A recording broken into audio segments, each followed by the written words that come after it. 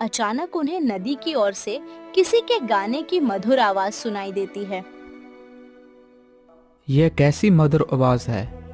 कौन गा रहा है? शायद नदी के पास कोई है। राजकुमार नदी की ओर बढ़ते हैं और छुपकर देखते हैं। वहाँ एक अद्भुत सुंदर कन्या स्नान कर रही होती है। उसकी सुंदरता देखकर राजकुमार मंत्रमुग्ध हो जाते हैं। वाह वाह वाह वाह, ये कन्या किसी अप्सरा से कम नहीं। उसकी आंखें, उसका चेहरा, सब कुछ अद्भुत है। क्या ये कोई देवी है? कन्या अचानक राजकुमार को देख लेती है। तुम कौन हो और मुझे ऐसे क्यों देख रहे हो? क्या तुम्हें शर्म नहीं आती? मैं स्नान कर रही हूँ और तुम मुझे देख रहे हो। राजकुमार हड़बड़ाकर सामने आता है। क्षमा कीजिए देवी, मैं अनजाने में यहाँ आ गया। आपकी सुंदरता देखकर मैं मोहित हो गया। क्या तुम्हें यह भी नहीं मालूम कि किसी कन्या की निजता का सम्मान कैसे किया जाता है? आखिर तुम हो कौन? मैं राजा विक्रम सिंह का पुत्र राजकुमार अशोक हूँ। मुझे क्षमा करें, मैं आपको देखे बिना नहीं रह सका। राजकुमार होते हुए भी तुम्हारा यह व्यवहार उचित नहीं है।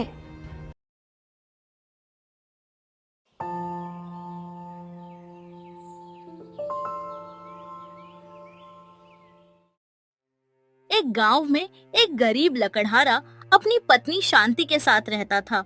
उनकी जिंदगी बहुत कठिनाई भरी थी क्योंकि उनके पास कोई संतान नहीं थी। सुनो जी, अगर हमारे जीवन में एक बच्चा होता तो सब कुछ बदल जाता। शांति, सब कुछ भगवान की मर्जी पर निर्भर है। हमें धैर्य रखना चाहिए। लकड़हारा हर रोज जंगल में लकड़ियां काटने जाता और अपनी जरूरतें पूरी करने की कोशिश करता। एक दिन लकड़हारा जंगल में लकड़ियां काट रहा था कि तभी एक साधु उसके पास आया। बेटा, क्या तुम्हारे पास कुछ खाने को है? मुझे बहुत भूख लगी है। लकड़हारे के पास अपनी पत्नी द्वारा दी गई एक रोटी थी। हालांकि उसे भी भूख लगी थी, लेकिन उसने साधु को रोटी दे दी। महाराज, आप ये रोटी खा लीजिए। आपकी भूख मुझसे ज्यादा महत्वपूर्ण है। साधु ने रोटी खाई और बहुत प्रसन्न हुआ। बेटा, तुम्हारी दयालुता और त्याग ने मेरा मन छू लिया। तुम मुझसे जो भी मांगना चाहते हो मांग लो। नहीं महाराज, मुझे कुछ नहीं चाहिए। साधु के दोबारा पूछने पर लकड़हारा कहता है, महाराज, हमारी कोई संतान नहीं है। मेरी पत्नी और मैं इस सुख से वंचित हैं। तुम्हारे घर एक पुत्र जन्म लेगा जो बहुत बड़े कुल का होगा, लेकिन याद रखना, उसका जीवन साधारण नहीं होगा। उसका अतीत उससे जुड़ा रहेगा। यह कहकर साधु वहां से चले गए। लकड़हारा खुशी खुशी घर आया और शांति को सारी बात बताई। महाराज ने हमें आशीर्वाद दिया है। हाँ शांति, हमें बस भगवान पर भरोसा रखना चाहिए। मुझे पूरा विश्वास है भगवान हमारी एक न एक दिन जरूर सुनेंगे।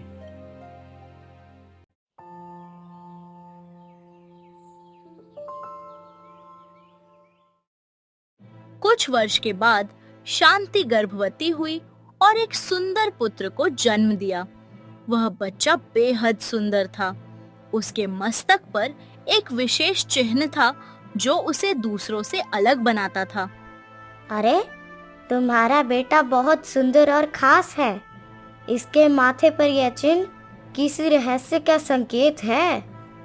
लकड़हारा और शांति अपने पुत्र को देखकर बहुत प्रसन्न थे। वर्ष बीतते गए, बालक बड़ा होने लगा, परंतु एक अजीब बात थी।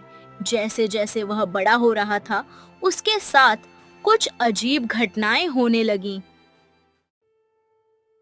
अक्सर रात को वह अचानक नींद में चिल्लाने लगता। नहीं नहीं, मत मारो मुझे, माँ। अरे क्या हुआ बेटी? तुम इतने घबराए हुए क्यों हो? क्या हुआ? क्या कोई बुरा सपना आया है बेटे? माँ, मेरे को किसी ने पीछे से खंजर से मारा।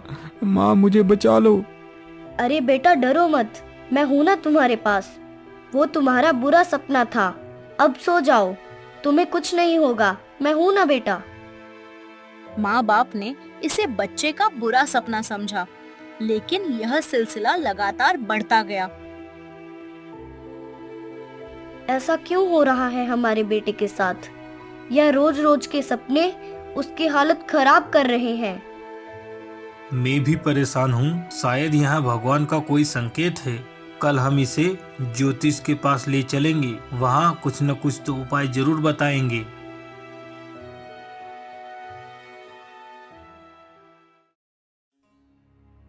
अगले दिन वे गांव के प्रसिद्ध ज्योतिषाचार्य के पास पहुंचे। ज्योतिषी ने बालक को ध्यान से देखा, फिर उन्होंने अपनी आंखें बंद कर कुछ मंत्र पढ़े और गणना करने लगे। ये बालक कोई साधारण बालक नहीं है, इसका पुनर्जन्म बहुत बड़ा है। क्या मतलब महाराज, ऐसा क्यों कह रहे हैं आप? इसका जन्म बहुत बड़े कुल में हुआ था। पिछले जन्म में इसके साथ एक बहुत बड़ा धोखा हुआ। यह जिस पर सबसे अधिक विश्वास करता था, उसी ने ही इसे मार डाला। वह दर्द और क्रोध इसके साथ इस जन्म में भी आया है। इसके सपने उसी अतीत का हिस्सा हैं। साधु महाराज की बात सुनकर माँ और पिता दोनों घबरा गए।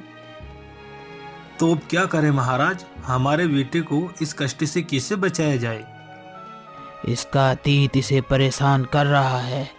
बदले की आग आत्मा को कमजोर करती है। तुम्हें मैं एक खास पूजा करके एक तावीज देता हूँ, जिससे अगर ये पहने रखेगा तो ये स्वस्थ रहेगा और उस पर कोई भी कष्ट नहीं आएगा। ये लो, इस तावीज को हमेशा इसके गले में रखना।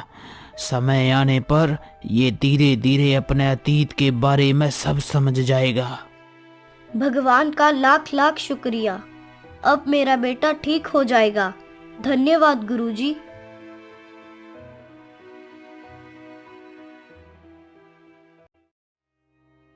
ऐसे ही कुछ वर्ष और बीत जाते हैं। अब रघु बहुत बड़ा हो चुका था। उसके मस्तक पर चिन्ह उसकी सुंदरता को और भी निखारता। लकड़हारा और उसका बेटा रघु सुबह सुबह जंगल की ओर लकड़ियां लेने जाते हैं। रघु बेटा, आज हमें ज्यादा लकड़ी इकट्ठी करनी है। तू इस दिशा में जा और मैं इस दिशा में जा रहा हूँ। और ये खाना रख ले, भूख लगे तो खा लेना। और पास ही में एक नदी है, वहाँ से पीने के लिए पानी लेकर आ जाना। मैं भी खाना खाने के लिए तेरे पास आ जाऊंगा। हाँ ठीक है बाबा, मैं ध्यान रखूंगा। आप भी अपना ख्याल रखना। दोनों अलग अलग दिशाओं में लकड़ी काटने निकल जाते हैं।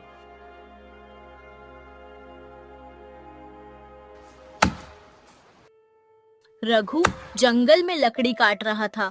अचानक उसके गले से वो ताबीज टूटकर गिर जाता है। थोड़ी देर के बाद रघु को प्यास लगती है। बहुत प्यास लगी है। पिताजी ने कहा था कि उस नदी से पानी ले आना। चलो उस नदी में से जाकर पानी ले आता हूँ, और पिताजी को भी तो प्यास लगी होगी, उनके लिए भी ले आता हूँ। वह उस नदी के किनारे पानी भरने जाता है। जैसे ही वह नदी देखता है, उसे पुनर्जन्म का ख्याल आता है। ये जगह तो कुछ जानी पहचानी लग रही है। ऐसा क्यों लग रहा है कि पहले भी मैं यहाँ आया हूँ और इस जगह के साथ मेरा कोई पुराना संबंध है। हाँ। तभी जैसे ही वो आंखें बंद करता है, तो उसे एक दृश्य दिखाई देता है, जैसे कोई एक सुंदर कन्या एक राजकुमार को पीठ पर खंजर मार रही होती है। बचाओ बचाओ बचाओ। रघु चिल्लाते हुए नीचे गिर जाता है। लकड़हारे को रघु की आवाज सुनाई देती है। अरे, यहाँ तो मेरे रघु की आवाज है। आखिर क्या हुआ है उसे? लकड़हारा भागते हुए रघु के पास पहुंचता है और उसे जमीन पर बेहोश पाता है। हे भगवान, रघु उठ बेटा, क्या हुआ है तुझे? लकड़हारा रघु को उठाने की कोशिश करता है, लेकिन वह नहीं उठता। वह रघु को उठाकर घर ले जाता है। अरे जी, क्या हुआ हमारे रघु को? यह इस हालत में क्यों है? पता नहीं, मैं लकड़ियाँ काट रहा था तब इसकी चीख सुनी। जब मैं इसके पास गया तो यहाँ बेहोश पड़ा था। जल्दी हकीम को बुलाओ। थोड़ी देर में हकीम आता है और जड़ी बूटियों से रघु का इलाज करता है। रघु को होश आ जाता है। रघु बेटा, अब तू ठीक है? क्या हुआ था तुझे? माँ, जब मैं नदी के पास गया तो मुझे अचानक ख्याल आया कि कोई मुझे मार रहा है। सब कुछ ऐसे लगा जैसे मैंने पहले भी देखा हो। रघु की माँ रघु के गले को देखती है और चौंक जाती है। अरे, इसका ताबीज कहाँ गया? वह साधु महाराज का दिया हुआ ताबीज इसके गले में नहीं है। ताबीज? क्या वहाँ ताबीज गिर गया है? हाँ, महाराज ने कहा था कि यह ताबीज इसके अतीत को दबाए रखेगा। इसके बिना यह सब कुछ याद कर सकता है। इसी वजह से यह सब हुआ है। तो फिर अब क्या करें? हम कल सुबह ही साधु महाराज के पास जाएंगे। वह ही कोई उपाय बता सकते हैं। हे साधु महाराज, प्रणाम। साधु बाबा, हम आपके पास कुछ वर्ष पहले आए थे और आपने महाराज हमारे बेटे को एक ताबीज दिया था। महाराज, वहाँ ताबीज पता नहीं अब कहाँ गिर गया है।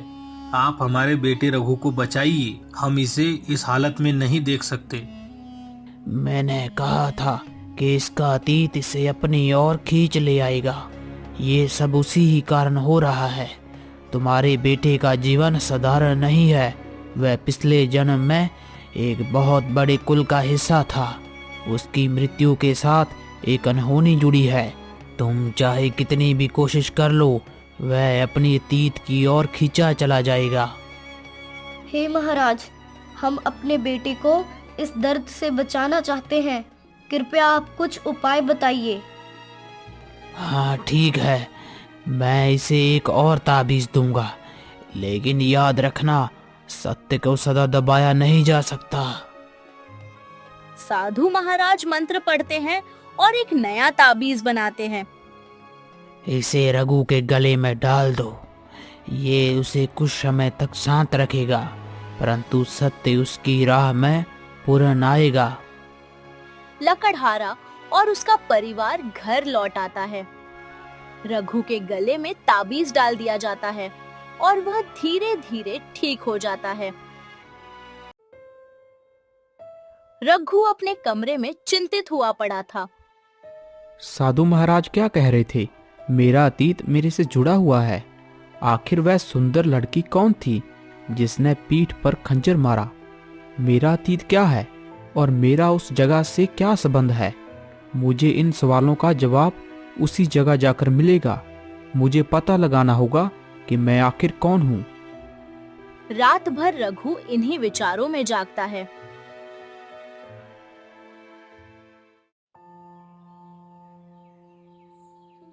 अगली सुबह वह जंगल की उसी जगह पर पहुंचता है। ये ताबीज मुझे मेरे अतीत से दूर रखता है।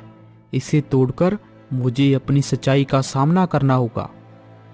वह ताबीज तोड़ देता है। अचानक उसे फिर से वही दृश्य दिखाई देता है।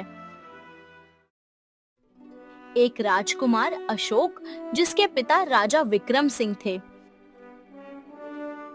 एक दिन राजकुमार अशोक घोड़े पर सवार होकर शिकार के लिए निकलते हैं। अचानक उन्हें नदी की ओर से किसी के गाने की मधुर आवाज सुनाई देती है। यह कैसी मधुर आवाज है? कौन गा रहा है? शायद नदी के पास कोई है। राजकुमार नदी की ओर बढ़ते हैं और छुपकर देखते हैं। वहाँ एक अद्भुत सुंदर कन्या स्नान कर रही होती है। उसकी सुंदरता देखकर राजकुमार मंत्रमुग्ध हो जाते हैं। वाह वाह वाह वाह, ये कन्या किसी अप्सरा से कम नहीं। उसकी आंखें, उसका चेहरा, सब कुछ अद्भुत है। क्या ये कोई देवी है? कन्या अचानक राजकुमार को देख लेती है। तुम कौन हो और मुझे ऐसे क्यों देख रहे हो? क्या तुम्हें शर्म नहीं आती? मैं स्नान कर रही हूँ और तुम मुझे देख रहे हो। राजकुमार हड़बड़ाकर सामने आता है। क्षमा कीजिए देवी, मैं अनजाने में यहाँ आ गया। आपकी सुंदरता देखकर मैं मोहित हो गया। क्या तुम्हें यह भी नहीं मालूम कि किसी कन्या की निजता का सम्मान कैसे किया जाता है? आखिर तुम हो कौन? मैं राजा विक्रम सिंह का पुत्र राजकुमार अशोक हूँ। मुझे क्षमा करें, मैं आपको देखे बिना नहीं रह सका। राजकुमार होते हुए भी तुम्हारा यह व्यवहार उचित नहीं है। मुझे क्षमा करें, लेकिन आपको पहले कभी मैंने यहाँ नहीं देखा। मैं पास के कस्बे में रहती हूँ और यहाँ लकड़ियाँ लेने आई थी। अब मुझे जाने दीजिए। कन्या कपड़े पहनकर जाने लगती है। रुकिए, क्या आप हर रोज यहाँ आती हैं? नहीं, अब मैं जा रही हूँ। मैं कल इसी जगह पर आऊँगा और आपका इंतजार करूँगा। क्या आप आएंगी? यह तो समय ही बताएगा। कन्या हंसते हुए चली जाती है। राजकुमार उसकी ओर देखते रह जाते हैं। उस कन्या की सुंदरता, उसकी सरलता, मैं उससे ही विवाह करूँगा, चाहे जो भी हो जाए। अगले दिन वही नदी के पास राजकुमार उस कन्या का इंतजार कर रहे थे। कुछ देर बाद कन्या वहां आती है। तो तुम सचमुच आ गए? मैंने कहा था मैं तुम्हारा इंतजार करूँगा। मैं तुमसे कुछ कहना चाहता हूँ। क्या कहना है? मैं तुमसे प्रेम करता हूँ। तुम्हारे बिना मैं नहीं जी सकता। क्या तुम मुझसे विवाह करोगी? आपकी सुंदरता ने मुझे मोहित कर लिया। मैं आपको अपनी पत्नी बनाना चाहता हूँ। आप तो राजकुमार अशोक हैं और मैं एक साधारण लड़की। यह कैसे संभव है? क्यों नहीं संभव? मैं आपसे बेहद प्रेम करता हूँ। आप मुझे पसंद हो। क्या महाराज विक्रम सिंह हमारी शादी के लिए मानेंगे? मैं एक साधारण सी लड़की हूँ और मेरे तो माता पिता भी नहीं हैं। महाराज यह संबंध कभी स्वीकार नहीं करेंगे। मैं हर बाधा को पार करूँगा। मैं अपने पिता से बात करूँगा। तुम चिंता मत करो, बस मुझ पर विश्वास करो। अगर आप ऐसा कहते हैं तो मैं इंतजार करूँगी।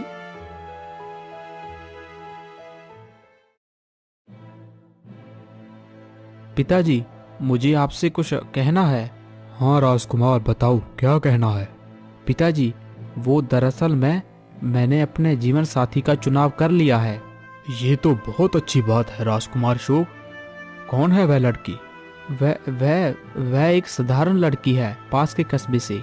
उसका नाम रत्ना है। क्या? एक साधारण लड़की? तुमने ये सोच भी कैसे लिया? तुम एक राजकुमार हो। तुम्हारा विवाह किसी राजकुमारी से होना चाहिए, ना कि किसी साधारण लड़की से। पिताजी, मैं रत्ना से प्रेम करता हूँ। अगर मैंने उससे विवाह नहीं किया तो मैं जीवन भर अकेला ही रहूंगा। इतना कहकर राजकुमार वहां से चले जाते हैं। राजकुमार अशोक कई दिन तक कुछ नहीं खाते। महाराज परेशान हो जाते हैं। ठीक है बेटा, अगर तुम्हारी खुशी इसी में है तो मैं तुम्हारी शादी रत्ना से कर दूंगा, लेकिन ये परंपरा के खिलाफ है।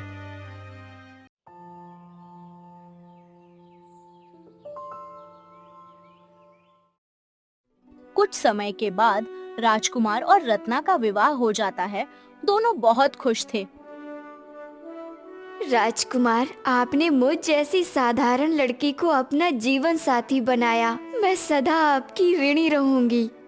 रत्ना, तुमने मेरे जीवन को संपूर्ण बना दिया है। मैं तुमसे बेहद प्रेम करता हूँ।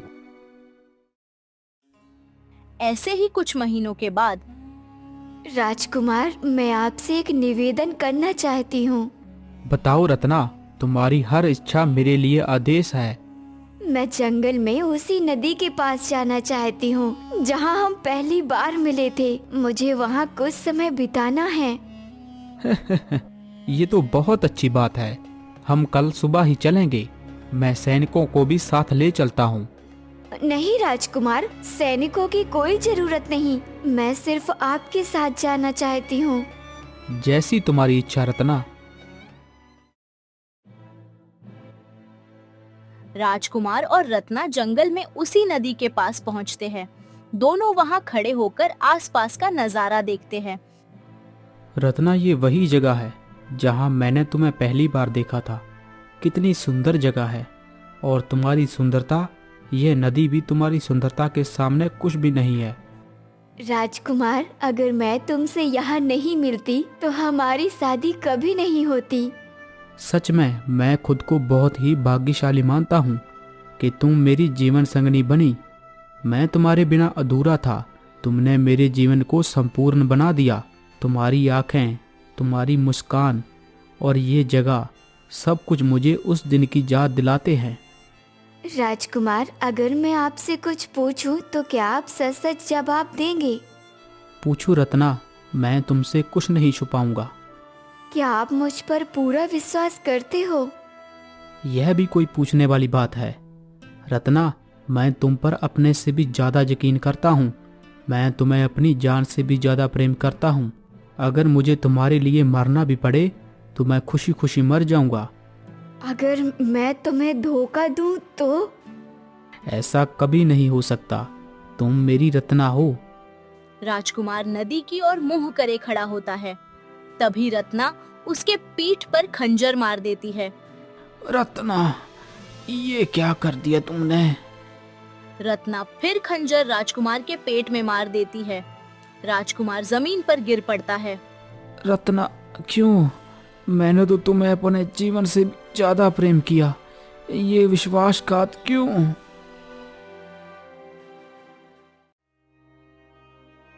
इसका मतलब मैं पिछले जन्म में राजकुमार अशोक था और रत्ना मेरी पत्नी। उसने मुझे मारा, लेकिन क्यों? वह तो मुझसे सच्चा प्रेम करती थी। आखिर उसने ऐसा क्यों किया होगा? मुझे इस सवाल का जवाब चाहिए। ये सब मुझे जानना ही होगा। साधु महाराज ने कहा था कि मैं अपने अतीत को खुद समझ पाऊंगा। मुझे उन्हीं के पास जाना होगा। रघु जल्दी जल्दी आश्रम में पहुंचता है। साधु महाराज उसे देखकर आश्चर्यचकित होते हैं।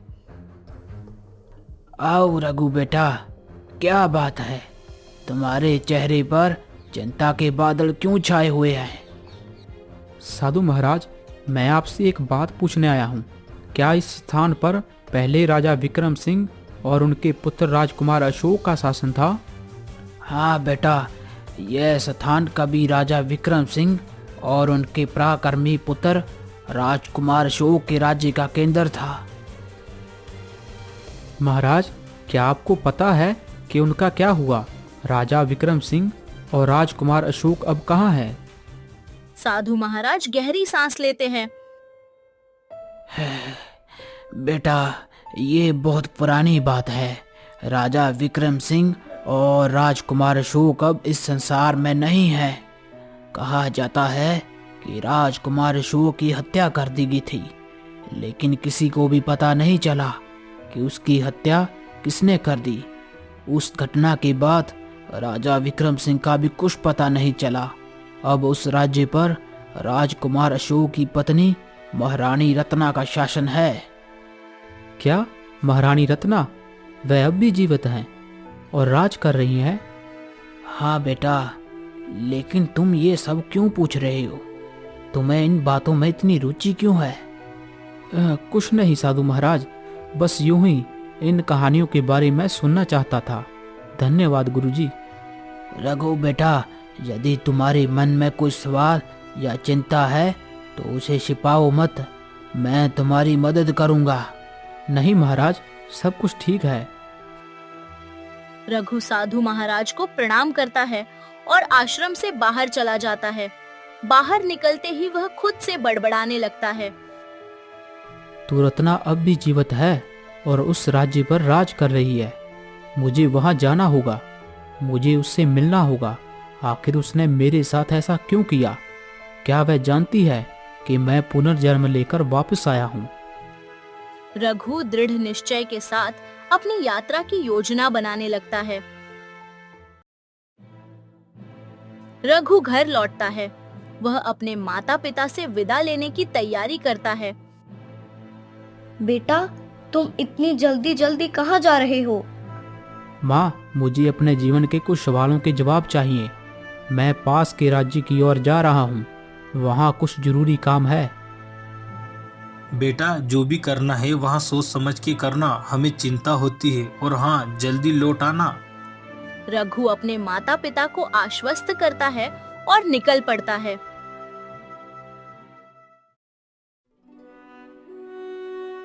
उसके मन में सवालों का तूफान था। वह सीधे उस राज्य की ओर चल पड़ता है जहां महारानी रत्ना का राज था। रघु राज्य की ओर यात्रा कर रहा था और अपने ख्यालों में मग्न था। महारानी रत्ना, जिसने पिछले जन्म में मुझे मारा था, आखिर उसने ऐसा क्यों किया? मुझे उससे मिलना होगा। ये रहस्य जानना ही होगा। कुछ दिनों की यात्रा के बाद रघु उस राज्य में पहुंचता है जहां महारानी रत्ना का शासन था। वह खुद को एक सामान्य यात्री के रूप में प्रस्तुत करता है। मुझे महारानी रत्ना से मिलना है। मैं दूर के राज्य से आया हूँ और उनके बारे में बहुत कुछ सुना है। महारानी रत्ना से कोई भी सीधे नहीं मिल सकता। तुम्हें पहले अपने आने का कारण बताना होगा। मैं एक साधारण नागरिक हूँ। मैं महारानी के अद्भुत शासन के बारे में सुनकर उन्हें धन्यवाद देने आया हूँ। रक्षक उसे महारानी रत्ना के पास जाने की अनुमति दे देता है। रघु महारानी रत्ना के सामने आता है और उन्हें देखकर हैरान रह जाता है। ये वही चेहरा है, वही आंखें। ये रत्ना है जिसने मुझे पिछले जन्म में मारा था, लेकिन वह अब भी वैसी ही सुंदर और राजसी दिखती है। कौन हो तुम और मुझसे मिलने का क्या कारण है? महारानी, मैं एक यात्री हूँ। मैं आपके राज्य की प्रशंसा सुनकर यहाँ आया हूँ। क्या मुझे यहाँ पर कुछ दिन रुकने की अनुमति मिल सकती है? मैं जानना चाहता हूँ कि आप जैसा नर्तव्य और शासन कैसे रखती हैं। महारानी रत्ना उसे ध्यान से देखती है। उन्हें कुछ अजीब सा महसूस होता है। मुझे लगता है मैंने तुम्हें पहले कहीं देखा है। क्या तुम मेरे राज्य में पहली बार आए हो? हाँ महारानी, ये पहली बार है, लेकिन शायद हमारी आत्माओं का कोई संबंध हो। महारानी उसकी बात पर सोच में पड़ जाती है। ठीक है, तुम मेरे महल में अतिथि बनकर ठहर सकते हो, लेकिन मुझे यकीन है मैं पहले भी तुम्हें देख चुकी हूँ। रघु को महल में रुकने की अनुमति मिल जाती है।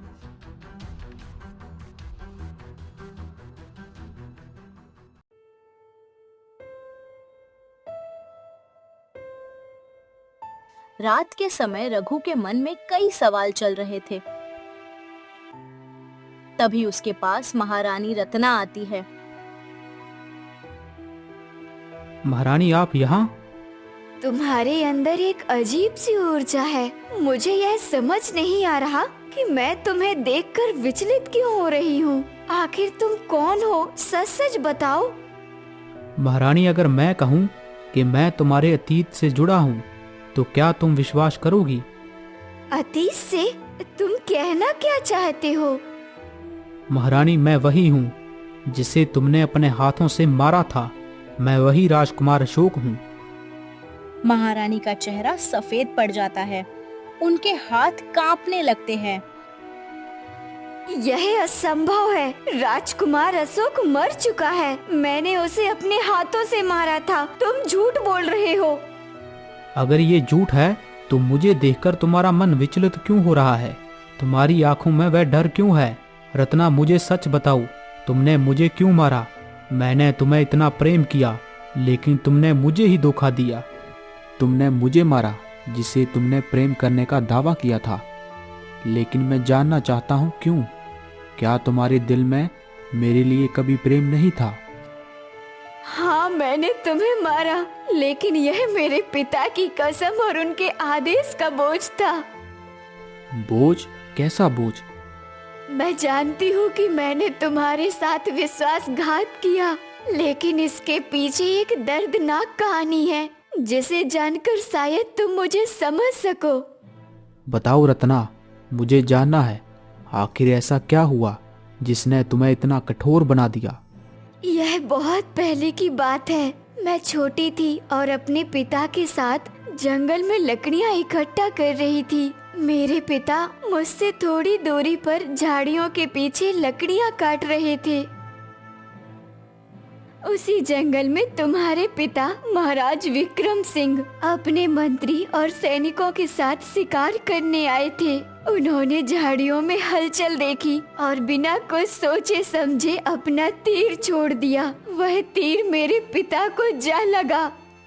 क्या मेरे पिता ने?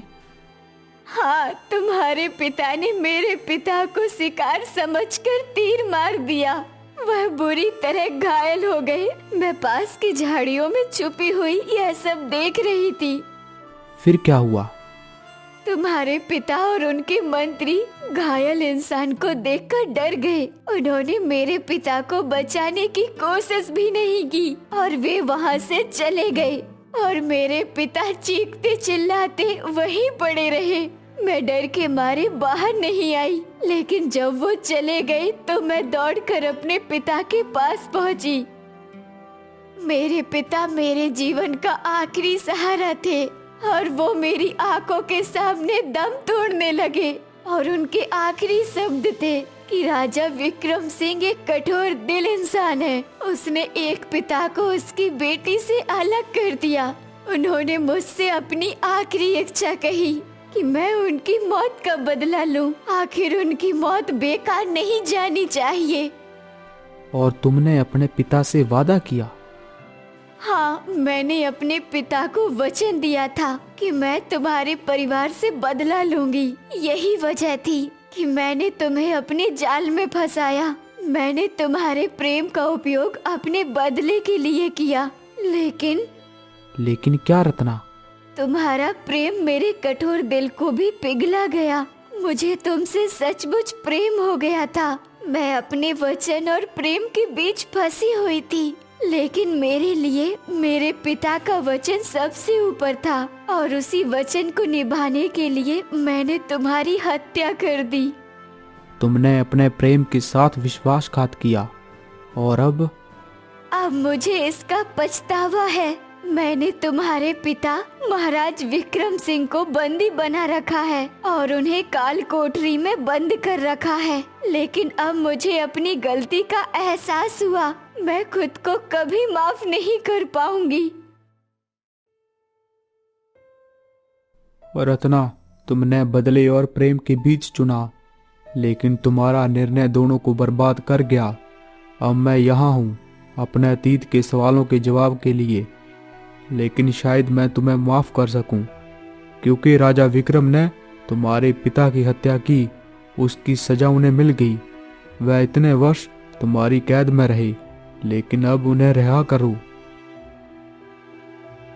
रघु, मैं जानती हूँ मैंने तुम्हें और खुद को बर्बाद कर दिया। मैं तुम्हारी माफी के लायक नहीं हूँ। अगर तुम कहते हो तो मैं तुम्हारे पिता राजा विक्रम सिंह को रिहा कर देती हूँ और पूरा राज्य भी तुम्हें सौंप दूंगी।